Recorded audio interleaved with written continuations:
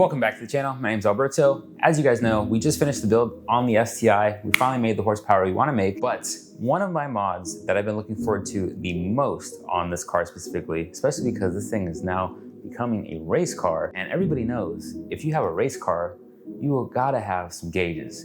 Well, today that's what we're gonna be installing. We have two gauges we're gonna be throwing on the STI, oil pressure and AFR. I got them sitting right here, right behind me.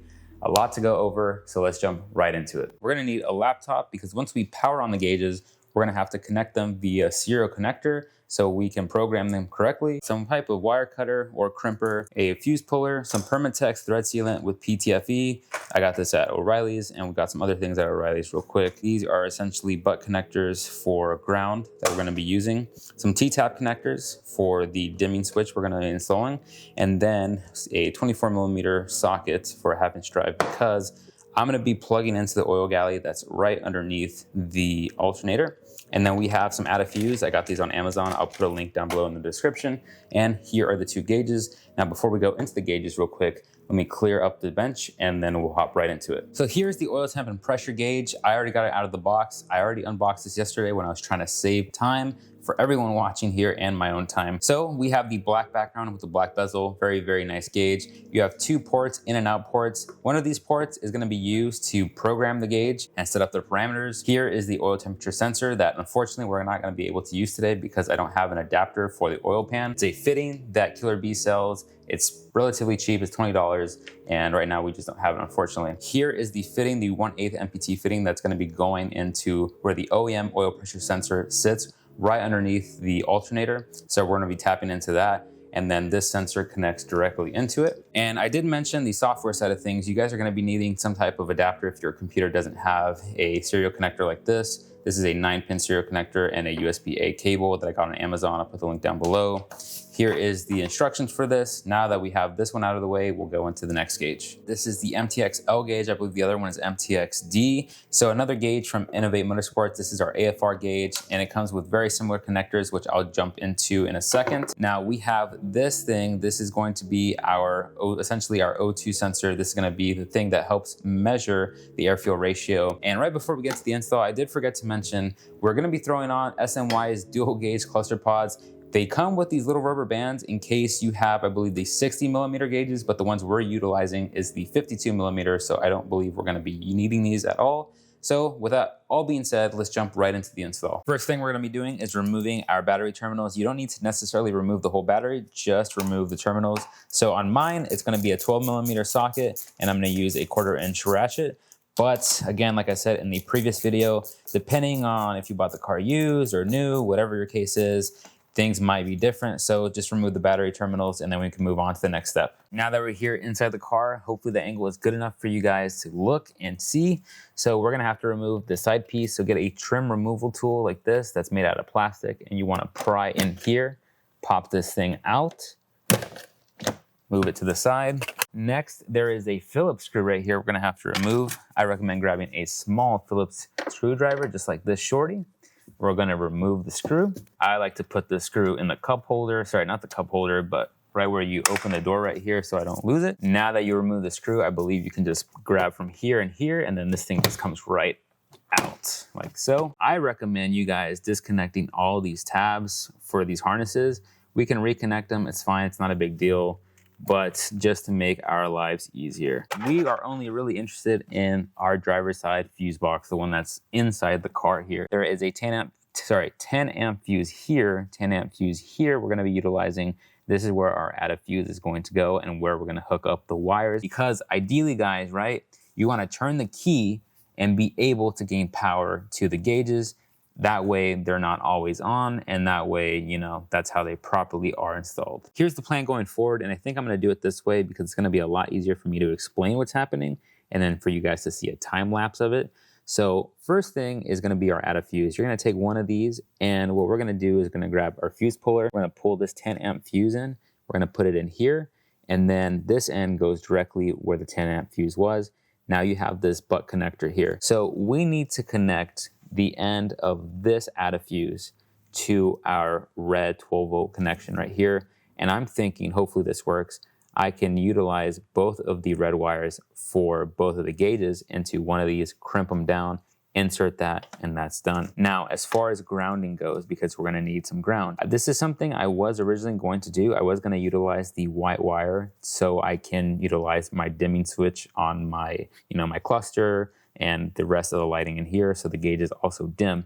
But I am not gonna go ahead and do that after all. My plan is going to be, according to the instructions, if I don't utilize the white wire here, I'm going to merge this with the black, which is the ground here. So we're going to utilize one of these connectors. I believe this is an 18 gauge and these are 18 gauge wires. We're gonna utilize this connection right here. This is unpainted metal. This is on the interior. This is a 10mm nut we're gonna have to remove here. And what I'm gonna do is insert both of these together, crimp them down, and then that's going to be our ground. Look at the size of the one on my left and the one on my right. You're gonna have to get a small set of pliers and just gently open these up so that way they can fit onto the post here. And again, our yellow wire here for the AFR, we're not gonna utilize. And then the other one doesn't have a yellow wire freely hanging, so you don't have to worry about that. Now, once that gets installed, I'm gonna go out to the car, reconnect the battery terminals, and then I'm gonna turn the key on ignition and just see if these things will say sensor or just brighten up, see if these things actually work. And then if they work, we can move on to the next step.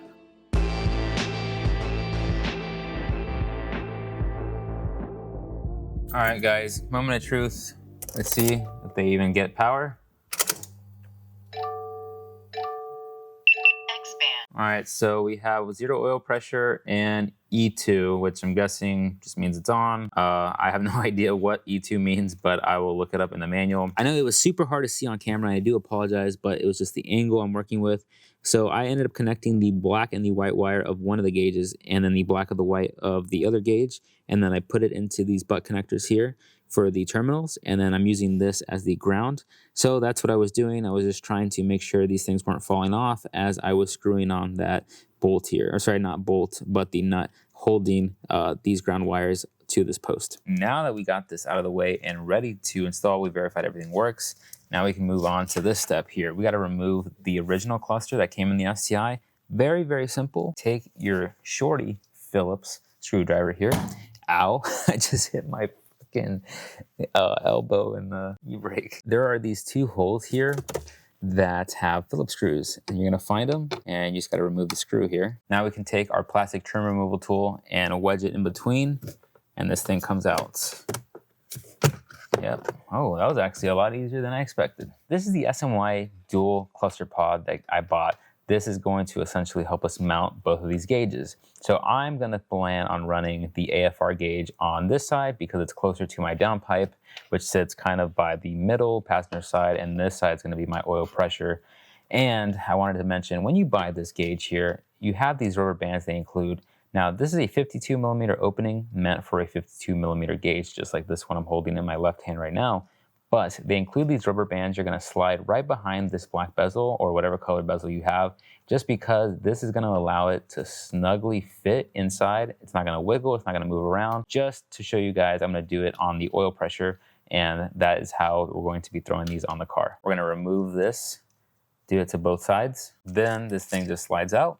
You will not be needing that again. Now we can take our rubber band, slide it around here. Because I already joined these two wires to the adafuse here, there's no way I'm gonna be able to feed both of these and have them both sitting behind the bezels here.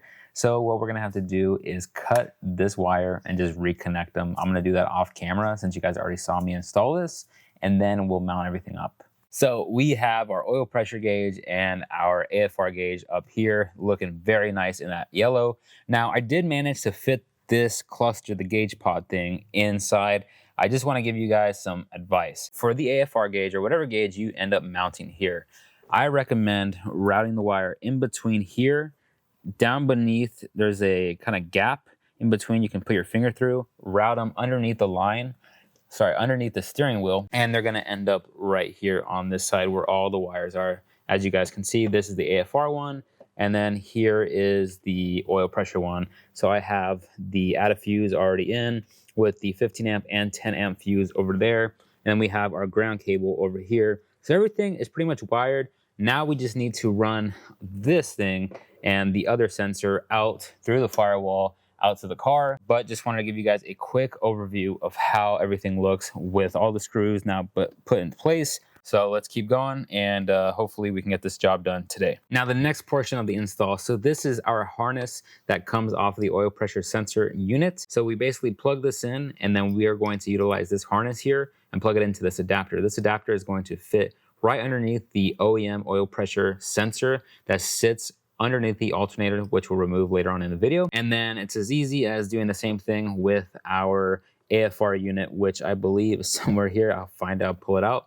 But we just essentially plug that in, and then we just have to fish both of these wires here that are in my left hand through the firewall right here and into the engine bay. And how are we gonna do that? We're gonna remove the front left tire. So this doesn't need a whole lot of explanation. I feel like you guys know how to do this. So I'm just gonna go ahead, jump to that section, and then I'll show you exactly what we're gonna be removing. Now that we have the wheel off, we have to remove this whole plastic piece here.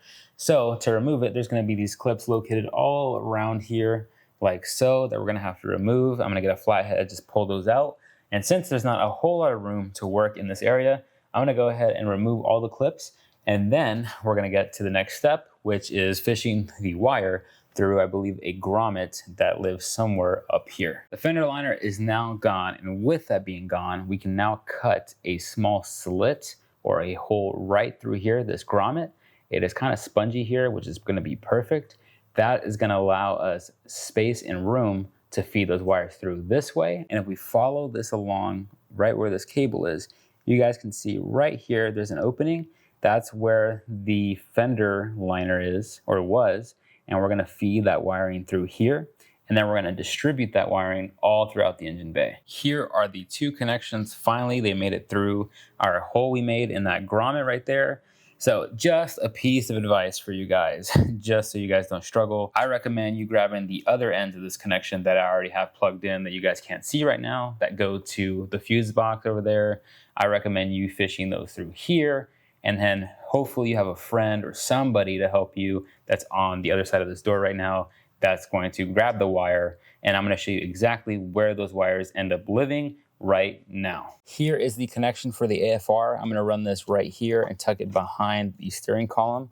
And then the other connection lives right here. This is the one for the oil pressure. And you're gonna wanna position these to sit right here. Now that we have those wires fed, now we can jump to the engine bay. I'll put you guys on the stand. We'll do a time lapse, just to organize the wires, and then we'll get to removing the alternator and all that other fun stuff.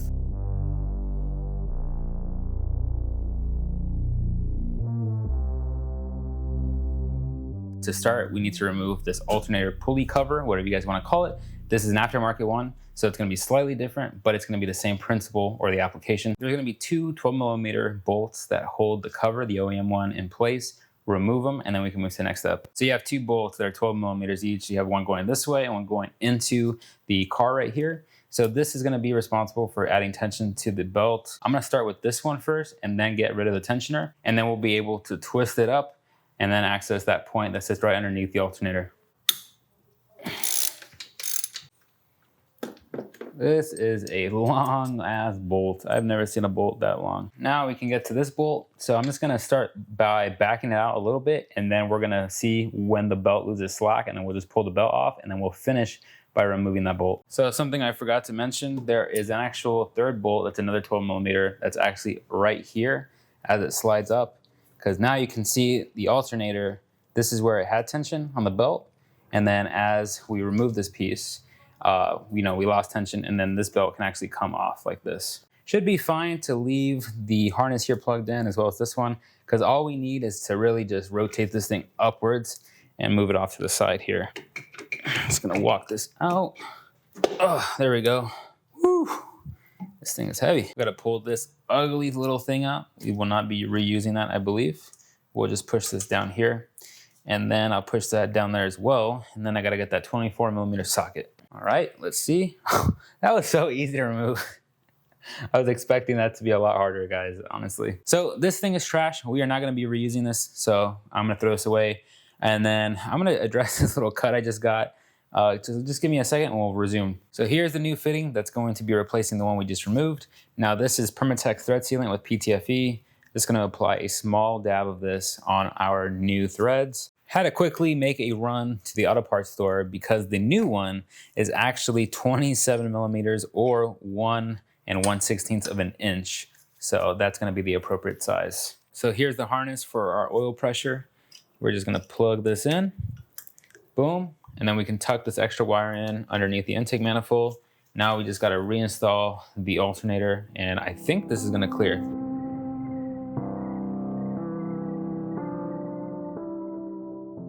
There's our sensor. We routed it underneath the intake manifold here. We go through here, underneath the vacuum line for the blow-off valve and the T-fitting for the fuel pressure regulator. Then we follow that line through here, and you can see it right there, the one I'm touching my hand with. That goes behind the fuse box around here, around this curve, and then we fish it down here. The only thing left that we have to do is install the O2 sensor in our downpipe, and then throw on the downpipe, reconnect that, and then hook everything back else up. I'm gonna throw that on, and then I'll show you guys the final routing of where everything goes. And then fingers crossed, everything is correctly installed, and then we're done here.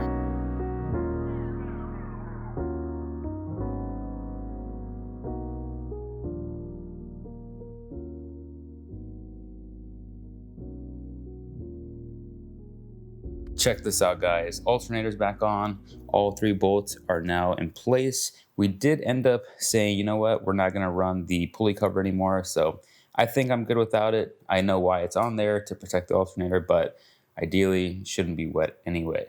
Now, charge pipe is back on. As I showed you guys before, there is the sensor here for the oil pressure unit. It's the one with the red and white wire right there. And then I routed it underneath the intake manifold and behind the fuse box underneath this wire over there. Now, as far as the AFR goes, both of the wires got fed through the fender liner here. I just happen to have the aftermarket Grimspeed one, but we ran it up through here behind the fuse box, followed the fuse box around, and we had it running throughout. Now, the AFR cable is this thick blacker one right here, and we pretty much went all the way underneath the AC line here, and then we shot it down on the right-hand side of the pitch stop.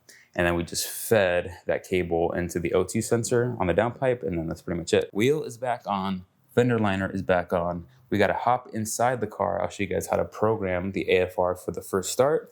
And then we also have to put back my interior. The seat's back on, but the panels on the dash and stuff are not there. So we have to still take care of that. There's my AFR gauge. So it's reading 22.4 and the red light is blinking. That means it's calibrated. We are ready to go, ready to pretty much call it a day. But in case you guys haven't done the calibration yourself and want to know how to do it, I'll walk you through it right now. So you need to disconnect the sensor and then turn the key on the ignition, apply power to this thing. And then once the power goes on, with the sensor disconnected, and I saw this earlier, I believe, on the video, you should see an E2, which means error 2. And then you want to leave that on with error 2 for a minimum of 30 seconds. Afterwards, you're going to power it down, so turn the key to the off position. And then once you turn it off, you're going to make sure it's connected. Everything is connected in the downpipe. Turn the key again, and then you're going to wait 30 to 60 seconds. And then what's going to happen is when you turn the key, it'll say HTR. It's going to say heater. It's going to wait and wait and wait and warm up. And then afterwards, you should see the 22.4. So that means it's pretty much done. It's calibrated, and you are ready to go and start the car. Now, like I said, I still have to put my interior together. Not a big deal. A couple things, a couple screws here, but I'll put you guys on the stand. We'll do a time lapse of this, and then we'll get ready for the first start. Check for leaks, especially that oil galley that we installed right underneath the alternator, which, fingers crossed, is gonna not be leaking oil, and we're gonna be good.